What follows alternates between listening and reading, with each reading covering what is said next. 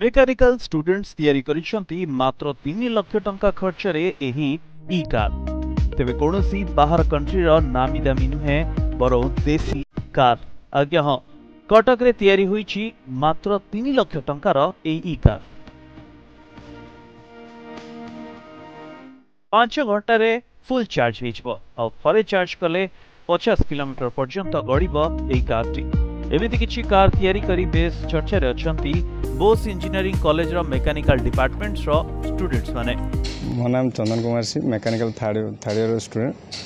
देखंतु वर्तमान तो एटा हो हम सीनियर मान थर्ड ईयर भाई माने आम सीनियर जेमन थे तांको प्रोजेक्ट थला आमे किछि मात्रा रे शामिल हेतले एथिरे तो तांको किछि शिखिछु जदि जानिछु तो आमे भी आम नॉलेज जति यूटिलाइज करी माने यूटिलाइज करी करिछु एथिरे। केते दिन समय लागितला ए कार बने एटा तो अप्रोक्सीमेटली 5 मास 6 मास पाखा लागितला।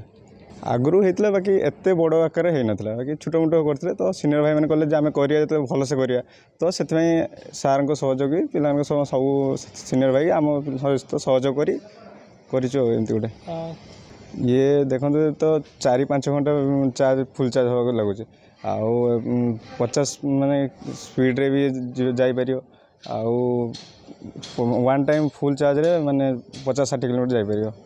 कौन सब फैसिलिटी फैसिलिटी नॉर्मल तो आम एटा डेमो कार था तो एते आम एडवांस जेहेतु आम एटा थर्ड ईयर तो आम या मॉडिफाई केमती कर आहरी किसी इनोवेटिव माने ऐड कर तो से आम देखु जमती आप मॉडिफाई करेंगे या फिर कौन काम हमार बाकी रही जमी देखो आम जब चाहिए टेस्ला जमी रिमोट द्वारा जमी चलुची तो सेमती आम भावुँ सेमती ऑटोमेटिक जमी चलो सेमती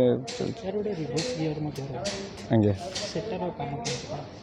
आम तो गोटे सुइच रे आम कर फॉरवर्ड बैकवर्ड तो सिस्टम कर तो सहीटा आम जो ऑटोमेटिक करा किसी आम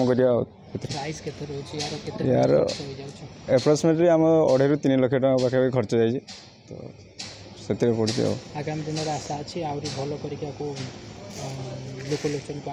हाँ एत आम सार मैम को सब सहयोग करे तो सब को समस्त देखिए जेहेतु फास्ट मॉडलटा था तो या बेटर माने आम करी नेक्स्ट टाइम निहाती देखिए।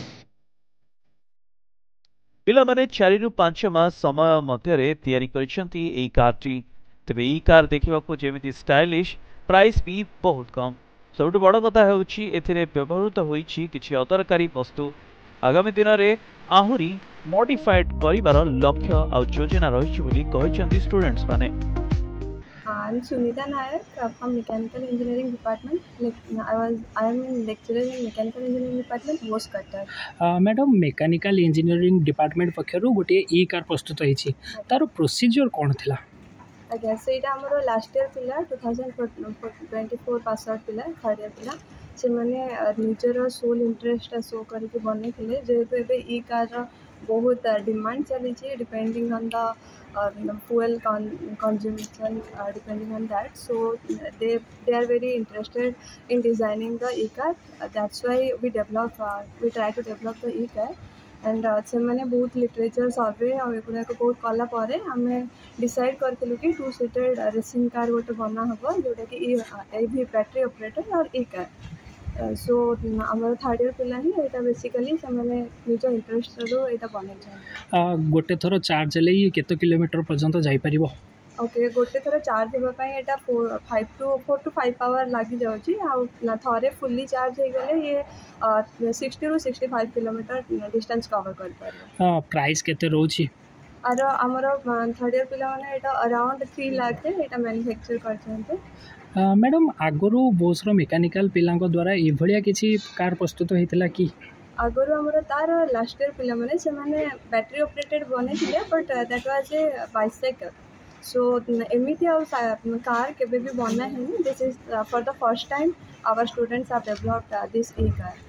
मैडम आपको नहीं कि और किसी मॉडिफाई होबा पई किसी लक्ष्य रही कि हाँ आपको मॉडिफाई कराबा यू कैन सी एथि हुड नाही तो फर्स्ट ऑफ ऑल आम ट्राई करिबु कि एथि हुड देबा पई आउ प्रोटेक्शन सो दैट प्रोटेक्शन देबा पई आउ ताकू we are trying our best to automation to do automation here like आम ताको रिमोट ऑपरेटेड करबा को चाहू एंड आल्सो AI बेस्ड करबा को चाहू so that the status of battery and all these things we will easily know. तेबे एई car रो looks जेमिति आउ एहार माइलेज उपरे जदि आहुरी काम करा जाए तेबे कार भी मेक इन ओडिशा रे गोटे माइल खुंटा हेबो आ पिलांकु हल फ्यूचर प्रोवाइड करि परिबो बोली आशा करा जाय पारे। कोडगुरु सिद्धेश्वर रावलଙ୍କ रिपोर्ट तो दिंटी।